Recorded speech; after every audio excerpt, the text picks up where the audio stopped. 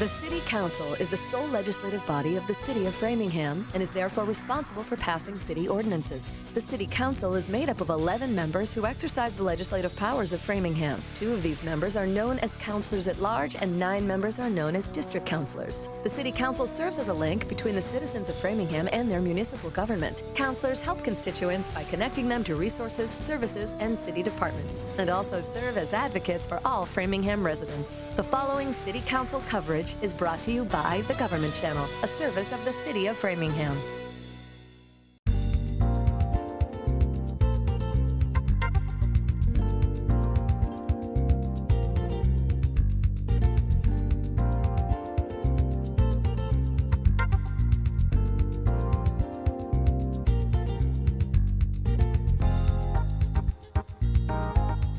Okay, good evening and welcome to the City Council meeting for January 6, 2026. We will be using version 2 of the agenda, which was posted in the public meeting portal this morning.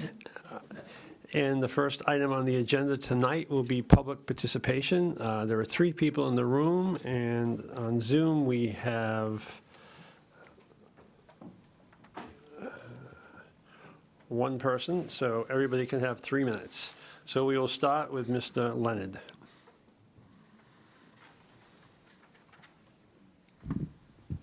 My name is Christopher Leonard of Sewell Street. Thank you for recognizing me. The MCI Framingham discussion has been postponed since October 20th.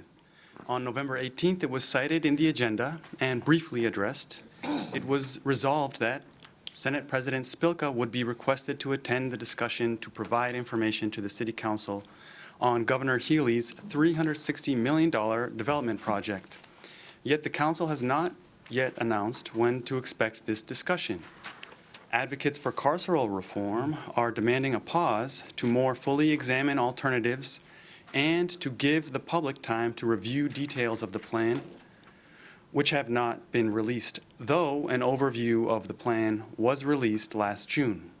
The campaign to free her is spearheaded by Families for Justice as Healing and the National Council for Incarcerated and Formerly Incarcerated Women and Girls. They held a town hall meeting on October 25th, during which the host delivered a presentation about some of their major concerns, such as the well-being of the incarcerated women, the cost of the development project, the lack of transparency, and how it was determined that punitive punishment is more worth investing in than other more healing models of punishment. Another significant source of concern for this city is the Massachusetts Department of Corrections 287G partnership with the United States Immigration and Customs Enforcement. The city must represent its immigrant community regardless of their legal status because immigrants are our neighbors. They reside in Framingham, pay rent and taxes in Framingham, earn livings in Framingham, and bring life to the area.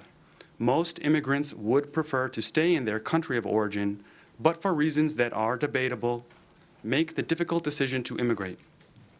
The governor intends to expedite the realization of her plan, so it is imperative that the city not only hold a discussion, but also call for a public hearing to collect and obtain more information from members of the public and other stakeholders. This body can enact, I believe, a construction moratorium for prisons should it be determined that using land to incarcerate people is not in the interest of Framingham residents. Holding a discussion may help to bring light to some shady aspects of the governor's project. Holding a public hearing will more completely involve Framingham residents, proponents, and opponents alike. A construction moratorium for prisons will send a message to the state that Framingham wishes to shake off its history of being a home to a retrograde practice. You have 15 seconds left. And will send a message to the federal government that Framingham welcomes immigrants. Thank you. Next is Mark Montague.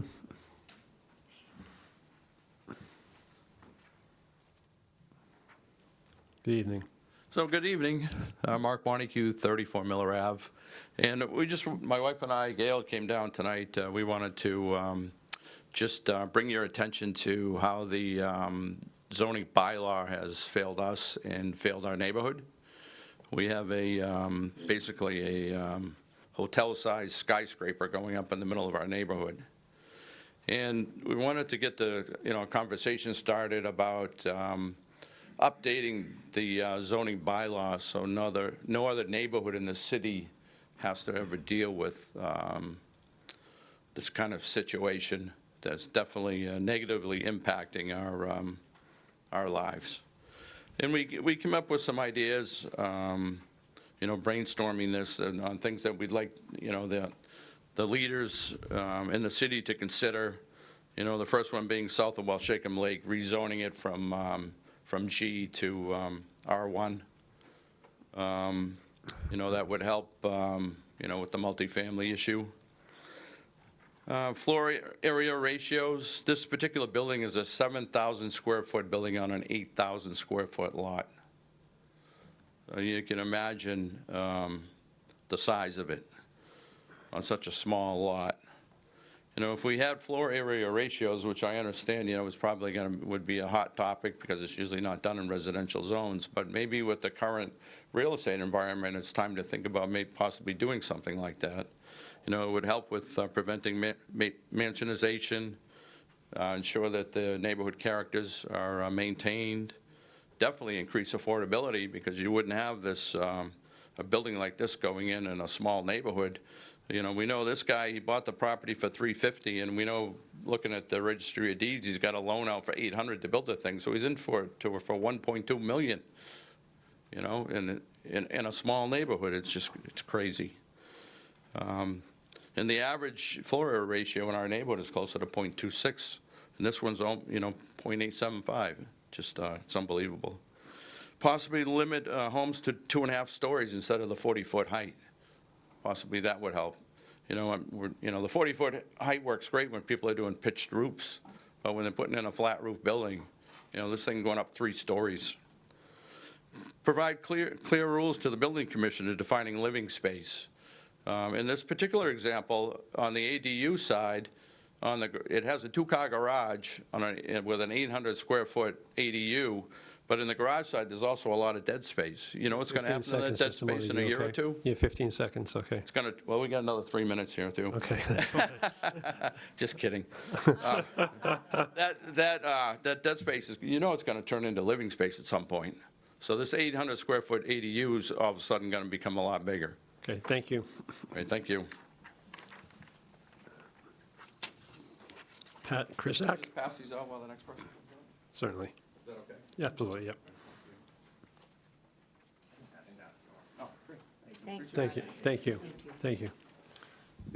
Good evening, you have 3 minutes. Thank you. Good evening. My name is Pat Kryzak, 20 Burdett Avenue, and I'm here more to raise questions because I've just recently learned that our police department has contracted with flock cameras, and they're stationed in different places around Framingham, and they're license plate readers. So as you go by, they take photos of your license plate, and I just personally don't like being surveilled in that way. And also, from what I understand, we haven't been able to determine definitively how that information is used. I know it's supposed to be for crime prevention, but are we sure that it's not being shared with immigration to track down people that they've been kidnapping off our streets? And particularly in the neighborhood I live in, when you look at where the cameras are located, that's kind of like in a ring around my neighborhood. And I don't know, it makes me feel like, that creepy robot in Stop and Shop that roams around and looks over your shoulder. I can't stand that thing, but that's kind of how it makes me feel. So I don't know if there's a way to get a definitive answer that, I know the police have assured us that they don't cooperate with ICE, but does that mean that if ICE asks them, will they share the data? And there's also loopholes, like states share data with each other. Other states do share with ICE. So I was wondering if there's a way to get some definitive answers about that. Thank you. Thank you very much. We have 2 people now in Zoom, so the 3 minutes will still work, and we'll take no other applicants. Mr. Bloomfield, go ahead.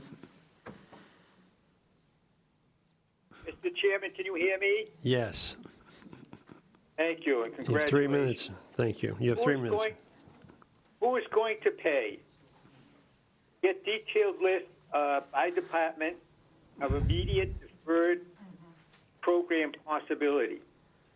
Get spend rate balances against current FY26 appropriations. Spend only essential services requirements going forward. Slow down Bethany, new school building, until we have adequate revenue to support FY27 budget and a real FY27 student enrollment number. Stop hiring, utilize departmental cross-training applications right now. This concept has been pushed, and you've had it before you many times. Do it now. Last option, raising homeowners is a last option by way of increased apartment dwellers, indirect rental fee, higher tax burdens for all dwellers. That should be your last option. At school, busing employees' likely health insurance enrollment, reflecting new employees' health insurance for FY27. We should be able to get that information now. Oh, no. Cut salary of city employees, top 25 earners. Let's have a listing, if necessary. Go to the top 50. We're in serious times here. We have to get serious about what's available to us as far as options. Eliminate all non-essential spending, ASAP. Reduce COLAs temporarily. Assess that all commercial enterprises plus for-profit facilities and operations are paying appropriate taxes, along with cannabis establishments plus Framingham for-profit Union Hospital. Any more, all state properties are paying the city services along with water and sewer, along with the MWRA quasi-state water and sewer city costs being passed on to homeowners. That assessment needs to be looked at more carefully than it has been. We would have had that with Louise Miller had she stayed on.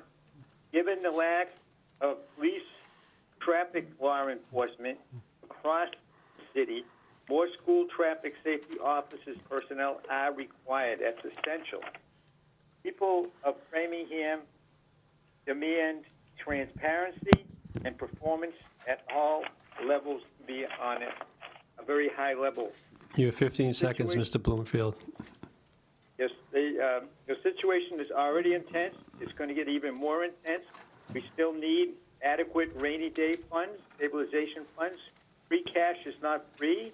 Leaving Framingham open to Moody's, perhaps, we don't know, as well. Okay, as Mr. perhaps Bloomfield, your time is up. Okay, thank you. Thank you. Thank you.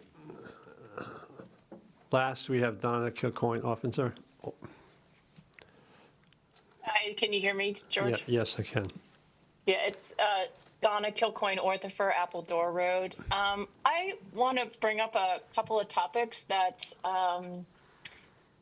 we were addressed last spring, and that was shrinking of the business district downtown. That got deferred, and I think we need to bring it back up again. I'm also concerned that at the time when it was being discussed, Mr. Sarkeesian mentioned that we should extend it down Waverly, and I can't help but think that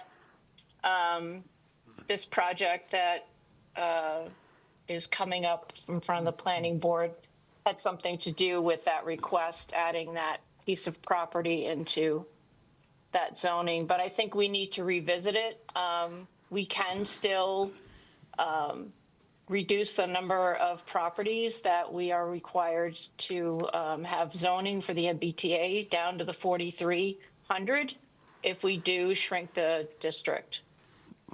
And I've thought about this a lot, and with all of the talk of the budget and the potential of our property taxes going up even more, I think all of the city councilors should know what the number of people are who are in arrears of paying their property tax, how many of those people are on a fixed income, how many of those people are in danger of losing their homes. I think we need to understand what the burden is on people on fixed incomes and what the impact of a lack of transparency and thoughtful planning for what we're going to do with our plans moving forward. So thank you very much. Thank you. Okay.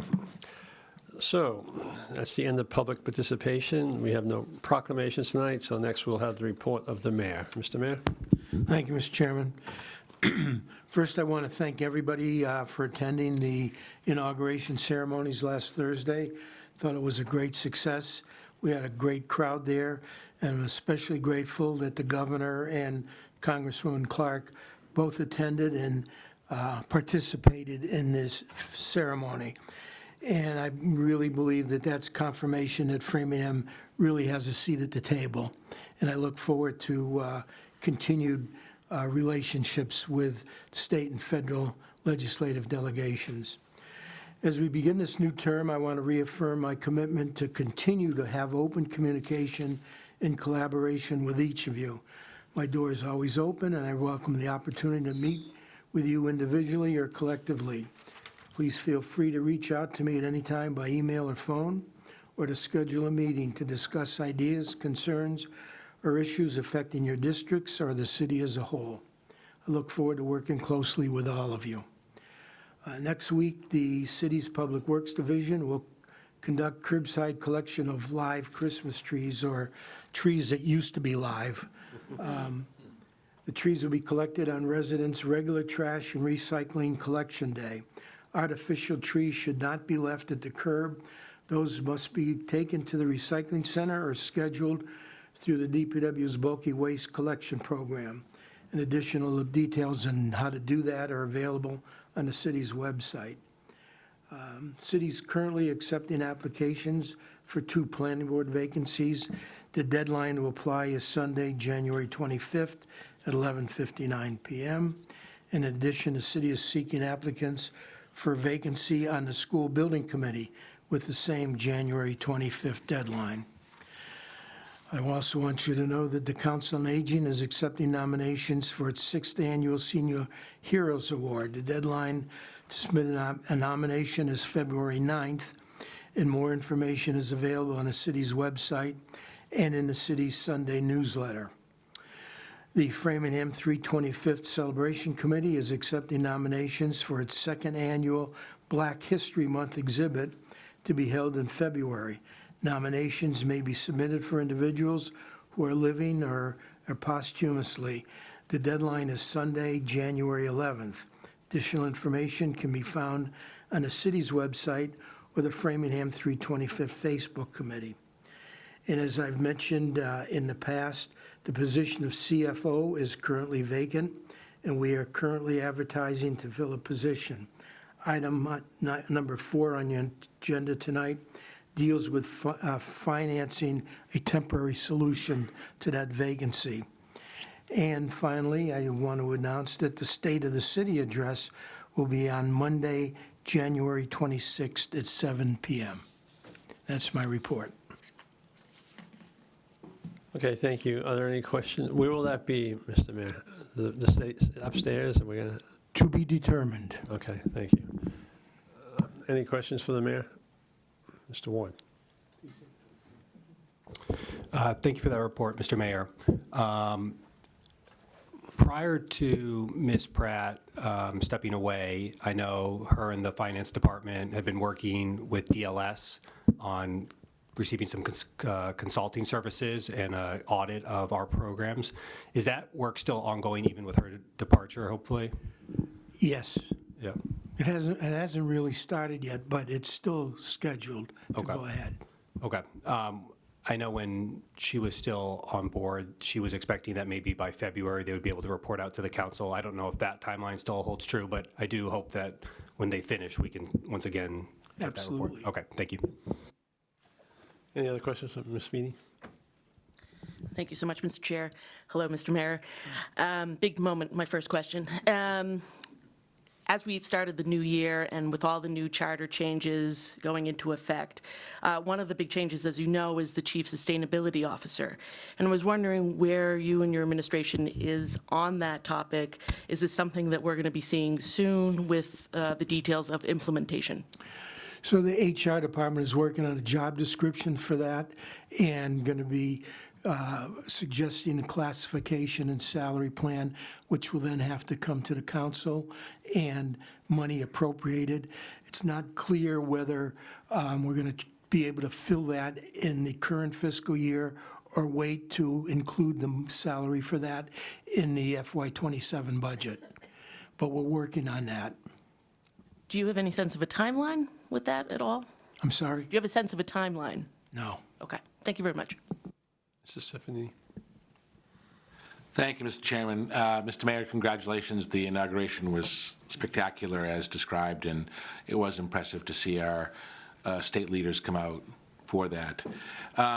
Two things that I don't know that need response unless you wish to, but two topics I'd like to introduce to you to talk about over the weeks to come. The first is, in the charter, there was a discussion about whether or not we designate multi-member bodies, special municipal employees, as a way to attract more talented people, so that if an architect wants to serve on a historic commission board, they can't then work in the community representing a client before the zoning board or the planning board or something else.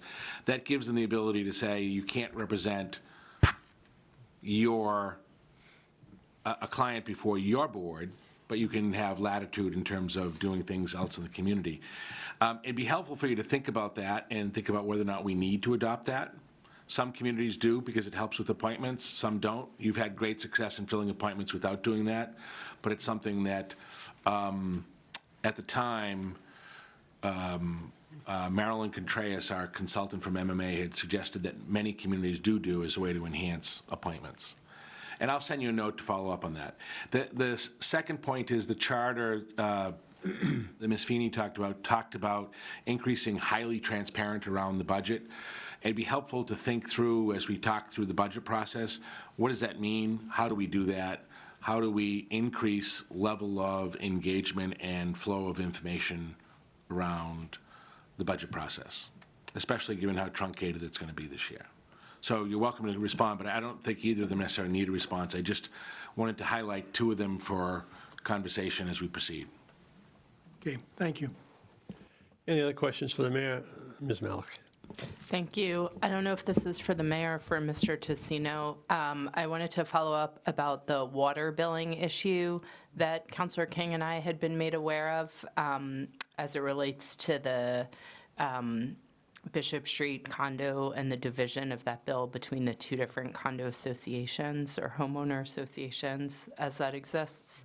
And I was just wondering we could get some follow-up on what's happening. We had a good conversation with, most recently, the other day with city solicitor, and she is sending out a letter to the trustees notifying them that they're in arrears and that if the bill doesn't get paid, we're going to lien the properties. And that's a very complicated process because there's a bunch of over almost 200 condominium units there that we'd have to lien. But that's the only legal way to get them to pay their bill if they don't do it voluntarily. But we're working on collecting that money. So just to clarify, the two different associations that exist, we're treating them as one? There's one meter, and the bill goes to one group, and they have an internal policy of how they split up the responsibility. But there's only one meter there for the two groups. So we can only send the notification to the one, okay, interesting. And so they asked what the process would be to possibly split the, I don't know, like the sewer system and water system so that it's not one? Well, the easiest, well, it's not easy, but the only viable thing to do is to install a second meter so that the the two complexes each have their own meter, then we can send out 2 bills, one for each meter. So if they were interested in doing that, would they be responsible for paying? They'd have to get their own plumber and do the work themselves. Okay. But that, as far as the city's concerned, would they have to run that by us? Like, how would that work? They are free to do that if that's something they want to pursue? It depends on how they go about doing it physically. I mean, they'll probably have to coordinate it with the water department in terms of getting a second connection to the water main, or how they're going to take another line off of the existing line to install a second meter. But that's something the plumbers will have to work out. Okay, interesting. Thank you for the update. I just follow up briefly on that. I think you're heading in the right direction there. I think that is what you have to do. I think it is unfortunate that there may be some inequities within the condo associations, but unfortunately though I understand why the people would be very upset about that, and rightfully so, that's probably not something the city can directly deal with. Those 2 meters would be great, but having lived there many years ago and the way it's set up, I don't think it's almost a physical possibility, because even if you metered 2 lines going in there, how do you get it so they go to the right units? So, I mean, I think it would become very complex. Okay, any other questions, Mr. Cannon? Thank you, Mr. Chairman, and good evening, Mr. Mayor. Good evening. It's a new perspective here. It's nice to look at this. Yeah, I'm looking over here to look for you. We'll You're look not taller there. and thinner to each other, I'm sure. Congratulations. It was a great day on the 1st. And Thank you. I know my colleagues and I are all excited about the work that we'll do together in the coming years. And I'm sure you're already planning this, but if you could add, I hope, and anything you want to talk about now, I welcome, but just some kind of broad beginning of the year updates. Updates on 61 Lincoln Street, for example, our other portfolio of municipal buildings, whether it's the old McAuliffe Library, Watson Street in Saxonville, the Hollis Street Fire Station, other key partnerships at like 61 Lincoln Street, the VA. Have we made any progress in strengthening our relationship with them? I'd love to get an update. I'm sure my colleagues in the community would as well, on the community center and where we're standing there. We never got the opportunity, the busyness of the end of the term, to talk about public records practices and your priorities there. I think a visit with the public records officer, a discussion would be helpful. Perhaps we can schedule that for the coming weeks. Things like the bond rating, how we're feeling there, what our strategy is for the coming year to improve it and maintain it. There's a TIF that we approved in the last term for Ciabra Foods. I know they had some delays because of the construction of an exciting event for them in Worcester. I'm sure there's good news to share there, and just kind of broader goals that you have. I know some of the kind of the warm and fuzzy stuff that you'll share at the State of the City, but I'm hoping for some more granular color in the coming weeks, maybe at our next meeting, and certainly anything that you want to share now. And is it formally, did I see something that the acting CFO is Mr. Tassino at this point? Yeah, the state requires the community to have someone designated as CFO. So in the absence of anybody else taking on that responsibility, he's taking it on. Okay, terrific. And I know that's going to come up later in the agenda as well, it sounds like. Yes. So anything Mr. Tassino, or you want to share about key immediate goals for that position and how, any of us can be helpful. Okay. And I will work with the chairman in scheduling some kind of update on all the projects you mentioned and everything else when we can find an appropriate time. I know there's a lot of good news to share, and I want to make sure it doesn't fall through the cracks in sharing it with the community. Thank you, Mr. Mayor. Thank you, Mr. Chairman. Okay, anyone else for the mayor? Seeing none, thank you, Mr. Mayor. Next item on the agenda is the request from the Secretary of the Council that we vote upon the council meeting calendar for 2026. So just a couple of notes. We already need to add a council meeting on January 27th, because we have to consider at that time a recommendation from the Finance Subcommittee on the matter of the 2 MSBA accelerated roof repair programs from Brophy and Potter Road schools. We'll be able to deal with one on the 20th, but we'll have to deal with it again on the 27th, because the MSBA deadline to submit their application is Monday, the 2nd of February. The first Finance Subcommittee is going to be on Thursday night next week, the 15th, as opposed to the 13th. So does anybody else have, and just one other note about the dates, I think, as was mentioned, I think by Mr. Cannon, but I think I mentioned it in my committee announcements too. We are on an accelerated schedule now for the budget and the financial stuff this year, and it's particularly challenging in an election year because, for example, the capital budget comes to us November 1st, but we, in the finance subcommittee, we made the decision not to delve too deeply into it because of the fact that the finance subcommittee be reconstituted as of the beginning of this term. But the problem is now we only have 2 months by which we need to vote it. So there's going to be a lot going on. So there may be a need for additional meetings, or there may be need for certainly be need for additional finance subcommittee meetings, probably above and beyond what we normally have.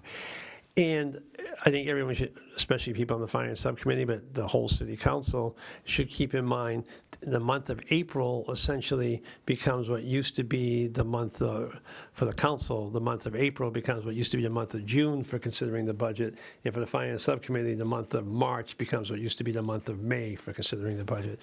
So there's going to be a lot to be done during that period of time. So this calendar, just keep that in mind, that at the beginning of it, we may very, very likely be adding meetings, especially in both those groups. So with that, I'll take any questions or observations or whatever. Ms. Malik. I am observing that February 17th we have a meeting scheduled, and that's school vacation week. I seem to recall that tends to be a conflict for folks, so I'm just calling it out. It's fine for me, but I don't know if we want to. I mean, I could be wrong, but I don't think anyone on this council has children in the schools, right? So, I mean, I think given our tight schedule, maybe, unless it's a real problem for somebody, we should Great. Keep it. work around that. Okay. Great. Thank you. Ms. Bryant, and then Mr. Stefanini. Thank you. I just wanted to question, because we all have busy schedules, so the additional meetings, could we just make sure that that they're not posted on the first Thursday of the month? Say what? There might have to be an adjustment to that day. I don't foresee that, but it might come up with the new deadlines. I mean, we've been already trying. got two. So I don't really fully understand the question, but Well, the first Thursday of each month, I have a standing meeting, so that would be a conflict. And there is only one deacon meeting a month, but there's a lot of work that gets covered, and I need to present sometimes, report on. So if possible, I'd rather not have multiple conflicts. Obviously, there's already two, but I can work around that. I have enough time to, try to work around that, maybe miss two or miss one in one council meeting, but I don't want to miss a lot of council meetings or deacon meetings. There's only 12 a year. well, in general, I mean, we'll certainly see what we can do. In general, we have been trying to stay the Tuesday nights with the example of the extra one we just scheduled, so certainly try to keep that in mind. All right, thank you. Mr. Stefanini? I would just suggest, given what you just said in the schedule, that you may want to put in April 14 as a meeting. Just because the budget is due the 21st. If we get it from the Finance Committee on the 7th. I think that makes sense. Do you want to make that city council? Yeah, all three, yes, that makes sense, because that would give us three budget consideration meetings for the budget at least. We may need 4, but that makes sense. Since we know it ahead of time, that way we can plan for it. Is there a motion to accept the schedule as amended? Motion to accept. Okay, so it's moved by Mr. Stefanini, seconded by Ms. Leon Bruno. And I'm sorry, are we keeping the 17th of February? Yes, we're keeping, only amendment is adding the 14th of April right now. So the 17th is the time when we would have cupcakes for Counselor King and my birthday. That's correct, yeah, right. Just let the minutes reflect. But, so the 27th of January has already been added, so I didn't ask for an amendment for that. Will you accept that amendment too?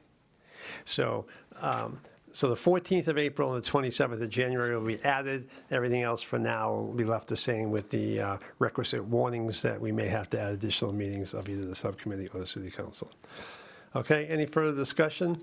Okay, so I've neglected to mention at the beginning, Mr. Ottaviani is with us via Zoom. I'm not quite sure why Mr. Ottaviani is with us, but we appreciate you joining us, keep out your locale.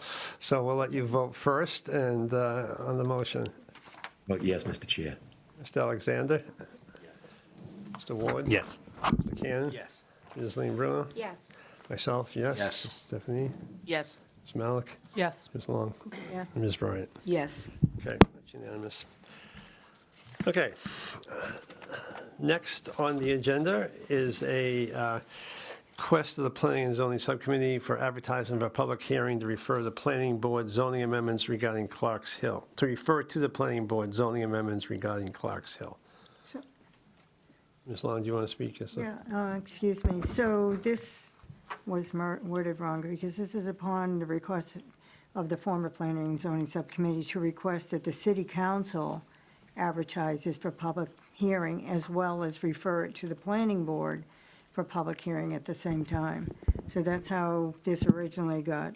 Somehow I should have checked that better when it got printed, but this is a request for the City Council to vote to advertise this and also refer it to the Planning Board for advertisement for public hearing as required under Mass General Law, Chapter 40A. Okay, so, sorry. Let me have, I'd like to take a motion just to consider number 2 and 3 together. Is that okay, since we're essentially Say doing it this? again? I'd like to have a motion that considers items 2 and 3 together. Is that okay? Second. Just for the, there's no Okay, reason. so that's for a referral that Yeah, the for the City referral. Council Yes, advertise for public right, so, hearing. Also refer it to the Planning Board for public hearing. right, so, right, so the items 2 and 3 will be considered together for Clark's Hill and Eagle Rock. So there's a motion to do that. So I'll start with Ms. Bryant, Yes. Ms. Long, Yes. Ms. Malik, Yes. Ms. Meany. Yes. Yes. Yes. Ms. Lynn Yes. Jones? Mr. Cannon? Yes. Mr. Ward? Sorry, this is to hold the public hearing and to refer? Just right now to consider both items together, then we'll decide what we're going to do with them. Yes. And Yes. since it's the same, thank you, Mr. Alexander. And since it's the same request, so just a little bit easier. You need to ask Mr. Ottaviani. Oh, thank you. Mr. Ottaviani, I already forgot that you were with us. Yes. Thank you. Okay, so now, the request is for these 2 items, Clark's Hill and Eagle Rock, that, just state it one more time, Ms. Long, that be referred to the planning board? They're for- referred to this, that the City Council vote to hold a public hearing to hear these 2 zoning amendment matters, and also refer them both to the Planning Board to also hold a public hearing as required by law under Chapter 40A. And that's your motion? That's my motion. Second. Okay, so moved and seconded that we do that. I won't repeat it right now. Is there any further discussion? Ms. Malik, then Mr. Cannon. I just have a question about 2 simultaneous public hearing processes happening and how to clarify for both myself and residents what the process is. I didn't mean to confuse this. There would be separate public hearings. I just want us to consider this administrative item together so we don't have to discuss it twice. When you say, okay, so, no, I understand that, like, Clark's Hill and Eagle Rock are separate public hearings, but what I'm trying to understand is the City Council is going to have a public hearing simultaneous to the Planning Board having a public hearing about Clark's Hill. That's what I'm clarifying. So, can I explain that? Yes. I will. So what happens, and this isn't the first time we've had zoning amendments, any zoning amendment has to be referred to the planning board for public hearing because they are a recommending board only. So they, in order for us to vote a zoning amendment, we have to have a recommendation within so many days before we do our final vote from the planning board. So we can hold it together, we can hold it at different times, simultaneously, whatever, but as a matter of law, it's got to be referred to the planning board, so they can hold a public hearing within their time frame, and we also hold a public hearing, but we can't take a final vote until we have a recommendation from them. So therefore, even though the article is being heard by us and them, this is how we've done it right along as you've sat on the council. So I'm not quite sure what you're confused about. So, does that answer what you were inquiring about? No. No, so what's your, Well, so why don't you state? or So it's a clarify. timeline. If we're referring it to the planning board for a public hearing, so where do constituents would go to the planning board, and only once they make a recommendation, then it would come to No. the city council No, for a There'd public be a hearing. simultaneous process. We would be considering the item, but in order to comply with the law, they also have to do it. So people have the So- two places they can join in. Obviously, we have the final decision, but we can't make that final decision until we get a recommendation from the planning board, and they have to have a public hearing before they can make a recommendation to us. So if there are residents who are interested in engaging in what this process is, they need to simultaneously be watching the planning board and the city I think council. that's fair. Because theoretically, I'm not saying this would happen, theoretically, the planning board could recommend we don't do it, and we still could do it once they've had their hearing. So, kind of what happened throughout So, the but process. wouldn't that, in that place, I would say that the city council's public hearing should not take place until after the planning board's recommendation, instead of having them simultaneous. Well, you can look at that both ways. I mean, so, can I say something on that, yes, Chairman? yes. So this has been going on for years. When town meeting was the body that did the actual final vote on it, the planning board held their hearing. So we've been doing this since you've been on the council. So planning board holds a public hearing and all that on the special permit granting authority. The planning board has held public hearings during MBTA zoning. We hold our public hearings at the same time. They can go on for 90 days from the date that you advertise that. But that's how all zoning is done everywhere in the Commonwealth of Massachusetts. So residents know that they typically are going to go to the planning board and listen to them. And then when we're holding our public hearings, they'll come to the city council to listen to what we have to say. But in the end, we're the board that actually adopts, votes for it, not the planning board. Absolutely, and in the MBTA communities, the city council didn't hold the public hearing until after the planning board had made their It recommendation. was going on at the same time. Okay, That was- so it is generally a simultaneous process, and that is what the motion reflects. We certainly can work towards making it as orderly as, to be fair to the public. I think that's a good suggestion.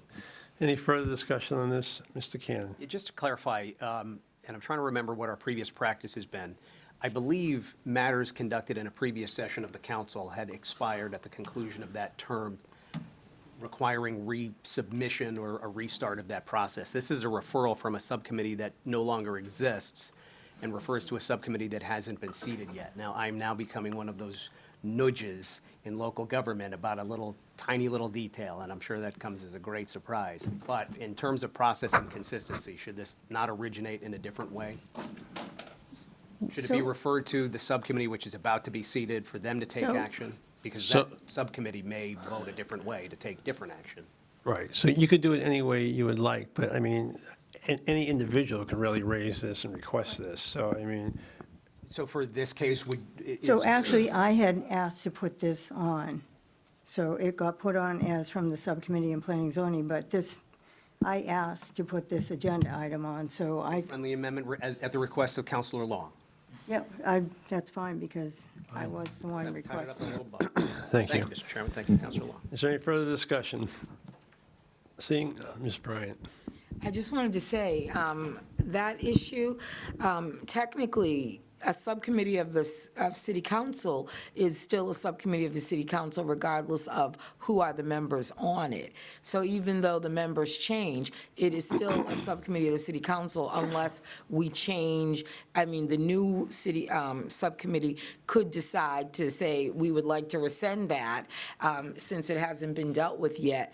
But by the same token, it can go forward until and unless the new members vote to recommend, and the city council would have to say yea or nay on that, because it has been put forth. Well, we've generally, as a matter of practice, I don't know if it's right, kind of had pretty hard cutoffs, but I think the amendment resolves it, and maybe the Rules Committee can look at that issue going forward as to how we do that. Any further discussion? Seeing none, all those in favor, I will start with Ms. Dattaviani. Yes. Ms. Bryant? Yes. Ms. Long? Yes. Ms. Malik? Yes. Ms. Feeney? Yes. Mr. Sapini? Yes. Yes? Yes. Mr. Cannon? Yes. Mr. Ward? Yes. Mr. Alexander? Okay. Last on the agenda, or next on the agenda, actually, not quite last, is a request of the mayor referral to the Finance Subcommittee for a $90,000 transfer for salary reserve account to the Chief Financial Officer's professional and technical consultant account. Without any question or objection, I will refer it. Okay. Next, we have draft minutes for 11/18 and 12/2/25. Motion to approve? Second. Okay, both sets? Yes. Okay, any further discussion? Seeing none, Ms. Bryant. I just wanted to say that I found the minutes well done, very well done, but I did not have a chance to send in minor edits as to like a person's name, full name, and things like that, so I will abstain. Okay. Are there other questions? Ms. Malik? I have a comment or hopefully a friendly amendment for the December 2nd meeting. On the period of public comment, I'd like to add the words destructive capacity of humankind to the statements that were made by Chris Leonard. So can you repeat the amendment?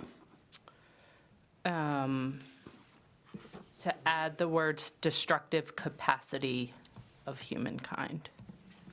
Do you want the full? Friendly amendment? You made the That is motion. correct. Is this submitted in writing as per our practice? So he did submit it to the. By a counselor? It was not submitted No. by a counselor. Can we do that? You can do it in person at Right, the but meeting. then this has not been a, I believe it's been internally reviewed and it would be acceptable. Yes. Well, could we also make are we doing both meeting minutes together? I was going to do them together.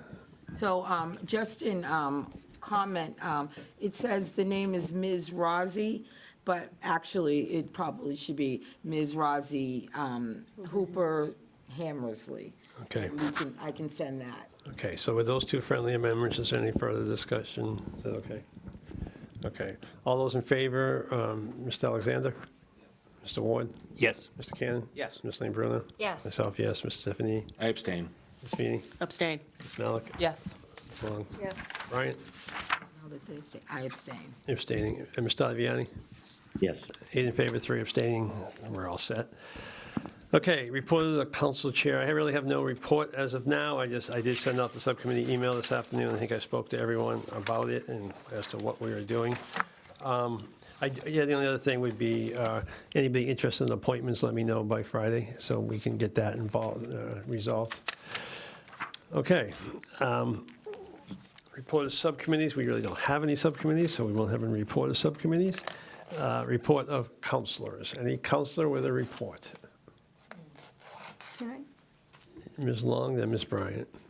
Thank you. No, I just want to make a comment as a counselor and as a former chair of the Planning and Zoning, to the point of previous speakers at the podium that talked about zoning and how important it is and what we need to do, and the matter that the one of the persons that spoke at the podium regarding the current plan that's in front of the Zoning Board of Appeals about our zoning is failing us. So I think the importance of the zoning amendments that I brought forward tonight and other zoning amendments that are going to be coming forward this year are really important, and that council really needs to focus on doing a lot of amending of our zoning laws to stop the Zoning Board of Appeals from bringing in these type of projects. It really should be done through the process of zoning amendments and not through amending through the Zoning Board of Appeals through dimensional regulations that don't fit into neighborhoods and violate our zoning.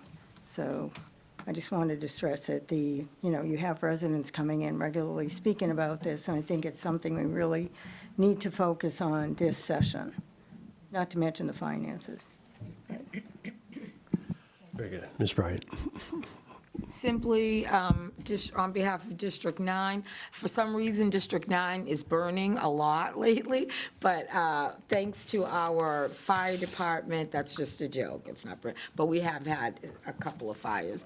But our wonderful fire department has continued to respond They always respond magnificently, and so the residents have full assurance, and always the best that can be done has been done. So on behalf of District 9, I just want to thank our firefighters yet again.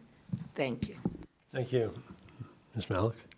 Thank you. 2 quick items. The first, I want to thank everybody New Year's Eve on the rail trail. I know I saw some counselors there hosting fire pits, taking cute photos.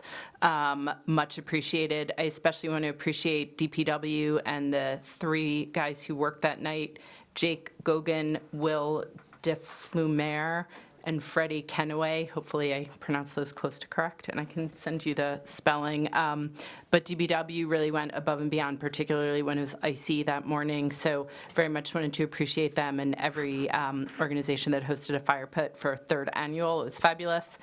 And then second, residents on Rose Kennedy Lane this morning put together an appreciation for somebody who had been working with them for the last 12-plus years. And it was great to just go and appreciate her on her retirement, Karen Block. So wanted to recognize both her on her retirement and also the residents of Rose Kennedy Lane for putting together a goodbye and appreciation for her this morning. Thank you. Okay, anyone else on this side? Anyone over here? I will take. Motion to adjourn? All those in favor? I'll start with Mr. Viviani. Yes. Mr. Alexander? Mr. Ward? Yes. Mr. Cannon? Big Longhorn, yes. Mr. Brillo? Yes. Yes. Mr. Yes. He just cracks me up with that. Ms. Malik? Yes. Ms. Long? Yes. Ms. Bryant? Big Patriot, yes. Okay. Well, we get over fast in the early days of the session. 7:51. No. Boom. A record. I wish it say it had anything to do with me, but it has nothing to do with me. It has to do with the calendar, but we'll still take advantage of it.